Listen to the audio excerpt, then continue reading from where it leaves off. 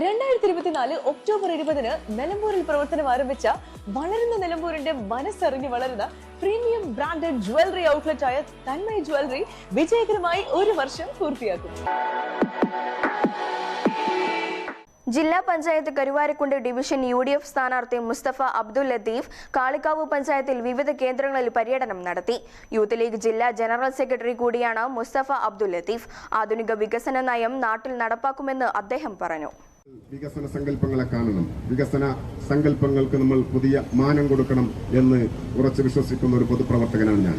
കാര്യം പണ്ടത്തെ പോലെയല്ല, നമ്മുടെ തലമുറ, പുതിയ തലമുറയൊക്കെ വളർന്നു വരുന്നത് വല്ലാത്ത കഴിവ് പ്രകടിപ്പിച്ചുകൊണ്ടാണ്. അവരുടെ അഭിരുചികൾ ലോകത്തോളം വലുതായിക്കൊണ്ടിരിക്കുകയാണ്.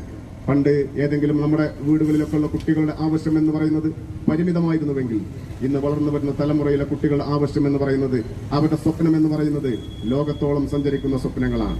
അങ്ങനെ കഴിവുറ്റ ഒരുപാട് കുട്ടികൾ, പ്രതിഭാധനരായിരിക്കുന്ന കുട്ടികൾ നമ്മുടെ ഈ നാട്ടിൽ കായിക മേഖലയിൽ, അതുപോലെ തന്നെ സാംസ്കാരിക മേഖലയിൽ, വിദ്യാഭ്യാസ മേഖലയിലൊക്കെ അനുദിനം വർദ്ധിച്ചുകൊണ്ടിരിക്കുകയാണ്.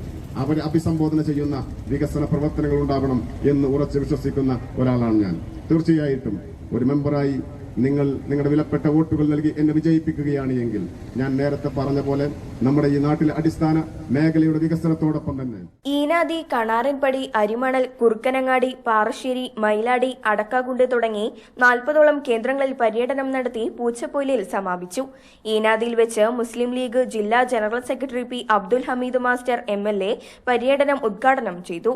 P. Khalid master, Joji K. Alex, Fareed Rahmani, I. Mujeeb Rahman, P. Abdul Majeed, Shihab Kuttassery തുടങ്ങിയവർ സംബന്ധിച്ചു. News bureau, Kalikavu.